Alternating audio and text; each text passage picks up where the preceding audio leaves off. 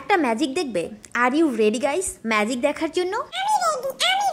তুমি তো সবসময় রেডি থাকো। এই যে দেখো ম্যাজিক, এই সুন্দর ছোট্ট সানফ্লাওয়ার কি রিংগুলো দেখছো? এগুলো কিন্তু আমার হাতে তৈরি। ছোট হলেও এর কিউটনেস কিন্তু বিশাল। দেখো না কত বেশি কিউট এইগুলো। বাহ, তুমি কি নিজেকে এত বেশি কিউট মনে করো? তুমি বলার পর আমি জানলাম। যাই হোক, চলো ভিডিওটা শুরু করি। Hello everyone, welcome to a মিমলিনি স্টুডিও। এটা বানানো অনেক মজার। কিছু সুতো, একটু কৌশল আর অনেক অনেক সময়, ধৈর্য আর ভালোবাসা লাগে এটা বানাতে। তুমি কি বানাতে চাও নাকি রেডিটা চাও? ঝটপট করে কমেন্টে জানাও। আর রেডিটা চাইলে আমার ইনবক্সে নক করতে পারো। সানফ্লাওয়ার কি রিং তোমার জন্য অপেক্ষা করছে। ঠিক আছে, দিয়ে দিব। এবার চলো আমরা একসাথে চাবির জন্য একটা রিং বানাই। সবার আগে বানাবো সানফ্লাওয়ারের মাঝখানের অংশটা। তার জন্য আমার যেটা করতে হবে, প্রথমে একটা ম্যাজিক রিং বানাতে হবে, আর আমি সেটা বানিয়ে নিয়েছি অলরেডি। এখন আমি 10টা পাফ স্টিচ দিয়ে নিব। প্রথমে আমি একটা দিয়ে নিচ্ছি। দেখতেই পাচ্ছ আমি টোটাল এই সুতাটাকে এই নিডলের সাথে আমি টোটাল 4 বার রাউন্ড করব, দেন একটা পাফ স্টিচ তৈরি করব।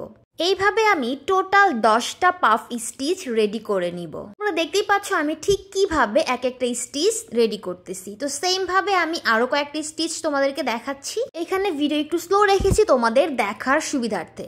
তো দেখতেই পাচ্ছ আমি কিভাবে পাফ স্টিচগুলো রেডি করতেছি।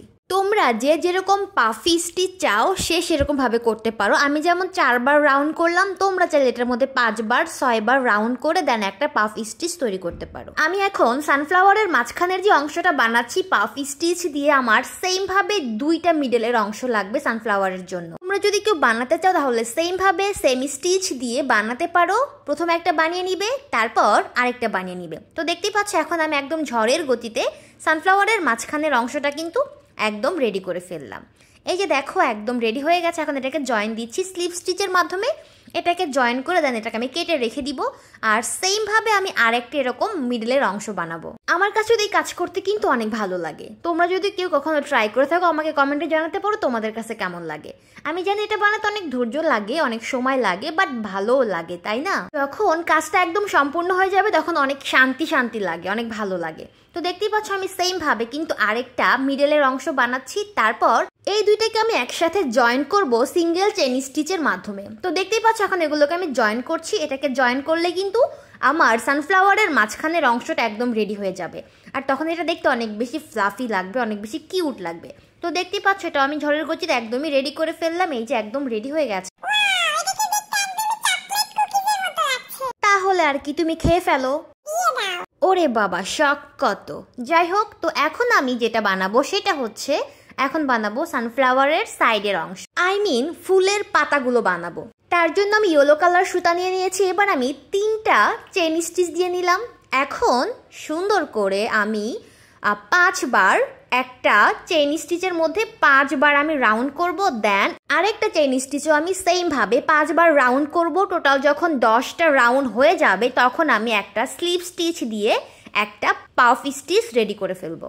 সেম ভাবে আমি 10টা পাফ স্টিচ রেডি করব এখানে। তো টোটাল 10টা পাফ স্টিচ রেডি করার পর হয়ে যাবে একটা সানফ্লাওয়ার। একটা চেনের মধ্যে আমি 5 বার রাউন্ড করব। এভাবে আমি 2টা চেনের মধ্যে টোটাল 10 বার রাউন্ড করে একটা পাফ স্টিচ রেডি করব।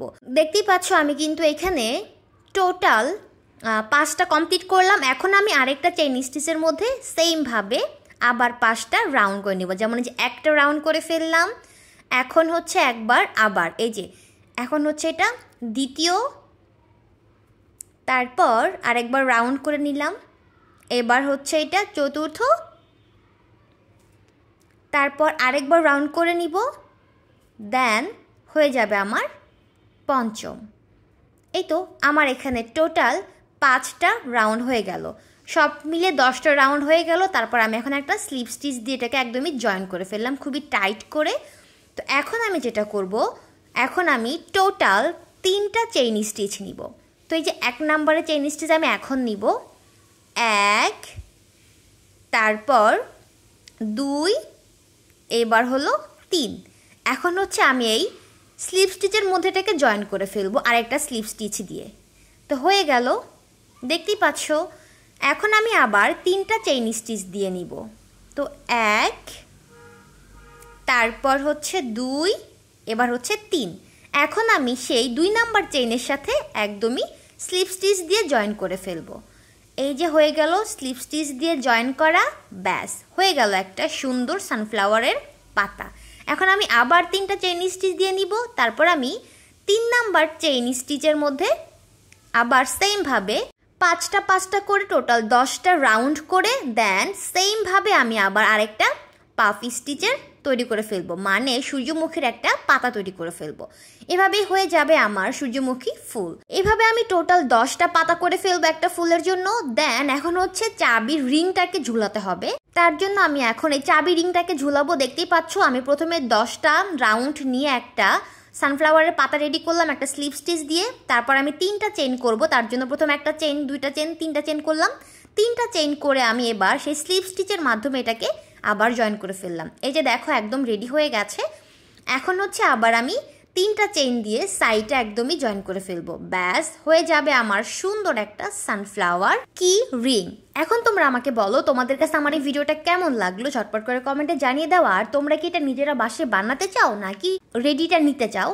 যদি তোমরা রেডিটা নিতে চাও তাহলে আমাকে ঝটপট করে কমেন্টে জানাতে পারো অথবা আমাকে ইনবক্সে নক করতে পারো। এই সানফ্লাওয়ার কিরিংগুলো তোমাদের জন্য অপেক্ষা করছে। দেখতে পাচ্ছ এটা একদম বানানো হয়ে গেছে। এখন হচ্ছে সুতাগুলোকে কেটে ফেলবো, তারপরে একদমই রেডি হয়ে যাবে। ব্যাস সুন্দর একটা সানফ্লাওয়ারের চাবি রিং একদমই রেডি হয়ে গেল, দেখতেই পাচ্ছ।